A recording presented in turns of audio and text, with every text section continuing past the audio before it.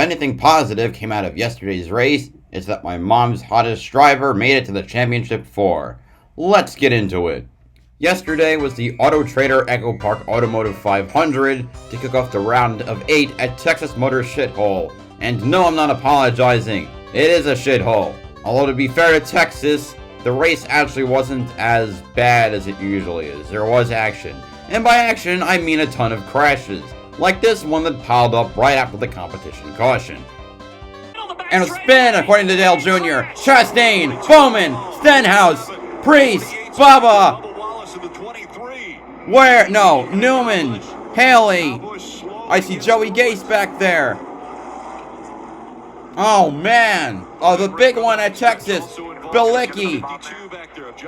Another car back there. I think that's Cody Ware. Yes, it is Cody Ware. 3/4 of Rick Ware Racing involved. Not a pretty way to start off the race, really. And the rest of the race was uneventful, or at least the middle part was. Stage 1, the end of Stage 1 and all of Stage 2. It was pretty uneventful.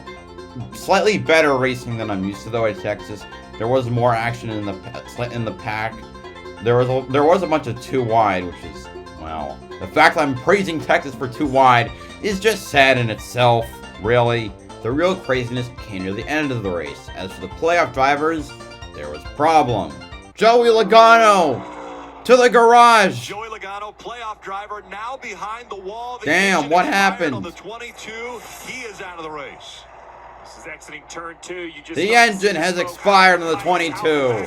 What a shame. But not really, because nobody likes him. After problem. 11 with a tire rub.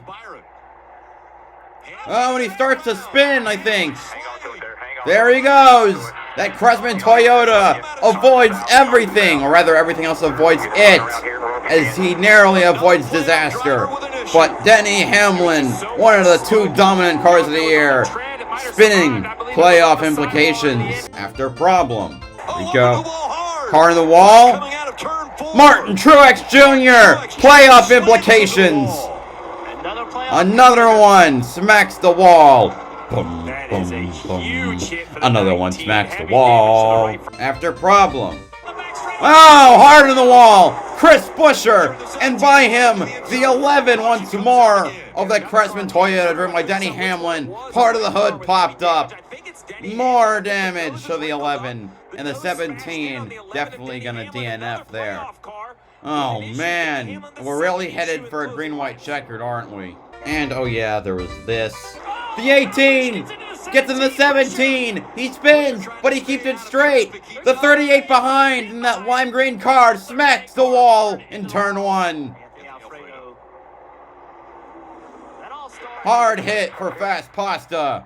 Ultimately, it set us up for a 2-lap dash to the finish. Last lap at Texas. And Kyle Larson haul off the field. It's Texas. What the fuck do you think is going to happen? Going down the back stretch with 3/4 of a mile to go. Keselowski and Byron side by side for second place. Larson, the dominant car all year. From redemption at Las Vegas to a string of 3 in a row in the summer. Now he's going to enter the championship 4. Kyle Larson wins the Autotrader EchoPark Automotive 500 at Texas Motor Shithole.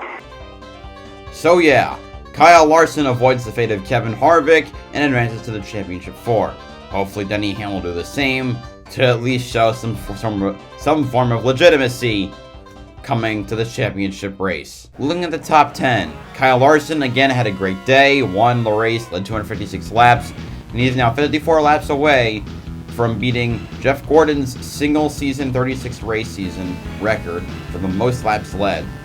William Byron and Christopher Bell both had strong days. Byron is just coming off his elimination at the Roval, or Bell too, but for Byron it was more brutal. Led 55 laps and finished second. Keselowski has not been the fastest Penske car all season, yet he comes away with a top 4. Kevin Harvick, a good top 5 after his performance at the Roval. Looking at the rest of the top 10, Blaney and Kyle Busch, good places for 6th and 8th. Chase Elliott had to come up from all the way from the back and then do it again after having to pit because of a tire going down. Battles back to 7th, which is pretty good. Tyler Reddick, another strong top 10, continuing his strong run near the end of the season. And how about Daniel Suarez with a good top 10? Good for him. That brings us to the drivers on the cut line. Kyle Larson is now advanced his way through, so he's all good there. Ryan Blaney is doing pretty well for himself. He is plus 17 on the cut line, which is a decent margin to have. Denny Hamlin and Kyle Busch are less so, plus 9 and plus 8 respectively, but they are above the cut line. Denny Hamlin, even with his trouble, was still able to come back and finish 11th somehow.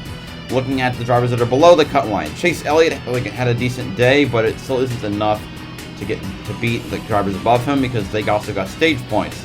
So that's why he is still 8 below. Keselowski 15 below, mostly because of his good finish, but he also started way back. He was 16 behind the cut line to start the race. Factoring in the amount of stage points the other drivers were earning, he is also below. Truex and Logano both wrecked out. As such, Truex is 42 behind. Truex is 22 behind, and Logano is 43 behind. Both of them are probably in must-win territory, although both of them have won at Martinsville, so I wouldn't count any of them out. Overall, was it a good race? Maybe. There was some good action at points. There was one point where it was 3, 2, and 2 cars. 7 cars running all over a blanket near the end of the race. But it was Texas, which means it's meh, which is usually better than the shit it usually is, but still, it's meh. Why can't they just bulldoze this place already? Anyway, I hope that you enjoyed the video. Next week is going to be Kansas, and I'll try to get a video out for those as well, although since I will be home instead of in my college dorm, not sure if I can stream, but I hope you enjoyed the video. Remember to like, comment, and subscribe. This is BowserJrXD signing off. Have a good one.